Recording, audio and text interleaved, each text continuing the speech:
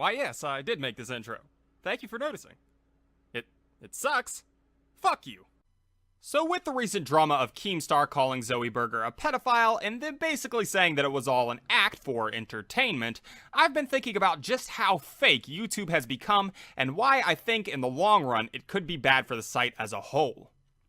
First, let's start by going over what I'm exactly talking about when I say people are becoming fake. Let's go ahead and talk about the Keemstar Zoe Burger thing since I already brought it up. On Baited, Keemstar and Zoe Burger came out and said that they were basically trolling the entire internet with Keemstar's allegations of Zoe being a pedophile, and Zoe saying that Keemstar was just jealous of her relationship with Scares. Now, why I see this as being fake is that, yes, Keemstar didn't flat out call her a pedophile, even though he technically fucking did. If a guy YouTuber in his 20s sends his nudes to his children fans, he's a pedo. If Zoe Burger sends her nudes to her children fans, it's different? Why is it different? You called the hypothetical guy who sends nudes to his fans a pedophile, no wordplay around that, so you're calling Zoe Burger a pedophile. It doesn't matter how you word it to try to weasel your way out of the implications, you still called her one. But regardless, on Baited, he admitted to only putting this out because YouTube was dead at the time. Bringing up the question of whether or not you are a pedo was because at the time there was nothing going on, and it's my job to be an entertainer. And that's why I went back on there and I was like, oh, it's because I was moaning for Scares. It was a shout out to myself. And in the end, the two were only feuding for entertainment purposes, so Keemstar created fake drama for the sake of something to report on.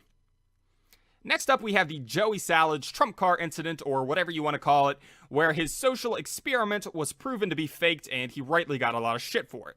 Now, this being faked was a big issue for a lot of reasons, but outside of some of the bigger problems, it was also bad because it opened up a level of distrust for all prank channels and started a discussion of how low people will go for views. And the final problem is probably the most indicative of what I'm talking about here, and that's the Rice Gum Fousey Tube faked punch bit. Why would you do that? I didn't, bro.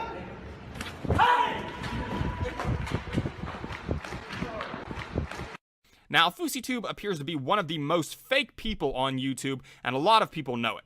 Him and Rice Gum collaborated or something like that, and then they played off this bit where they tried to make it seem realistic that Rice Gum punched FouseyTube. Now, what's important about this is that they played it up as being real, when in actuality it was all a planned out event. So now that I provided examples of things that were faked or people that have been proven fake in the past year, let me state why I think this is an issue. I think YouTube as a medium is only successful because it's a more personal experience with the content consumer and the content creator. Let me explain a bit what I mean here. YouTubers cannot keep pace with other forms of media like television or movies. They will never have the same quality of production because the typical YouTube channel is run by one person who does not have the same resources as that company. Fortunately, however, YouTubers have one thing that these mediums do not have, and that's personability. The audience knows that the person behind the video they're watching is just that, a person. Someone who's tangible and is putting themselves and their opinions out there for people to agree with or disagree with. Even when a person's opinion is over-exaggerated, like with Filthy Frank or others like him, you still know that he's a person, providing you with how he feels in an over-exaggerated way. Now, back to why people being fake on YouTube is a problem. If someone is proven to be fake, then what's compelling about them? They will not have the same appeal as they did because people will never again know if what they're saying is really what's going on with them or just a fabrication of reality like with the FouseyTube Rice Gum situation, and thus they will lose some of that personability. And you could argue that someone like McJuggernuggets, God I hate his fucking name, but whatever, who plays a character on YouTube kind of defies this, but a series like that still feels personable. You know that it's fake for entertainment, but there's still somebody behind it who's real, and the series is played for entertainment, not to falsely mislead you into something that you wouldn't normally believe. And this is not to say that all YouTube would be destroyed should everyone become fake on the site. Things like creepypasta readings or top 10 lists that don't really need a specific personality behind them would obviously be fine, but vlogs, commentary channels, prank channels, and things of that nature I think are all hugely affected by how genuine the people behind them are, and if they continue to become fake as the trend seems to be going this year, then I think these types of channels will bleed badly in the coming future because you cannot be a person and a character. You cannot craft these false narratives in the community and play these false characters pretending to be real, because if people just wanted a storyline, they would just watch a fucking TV show.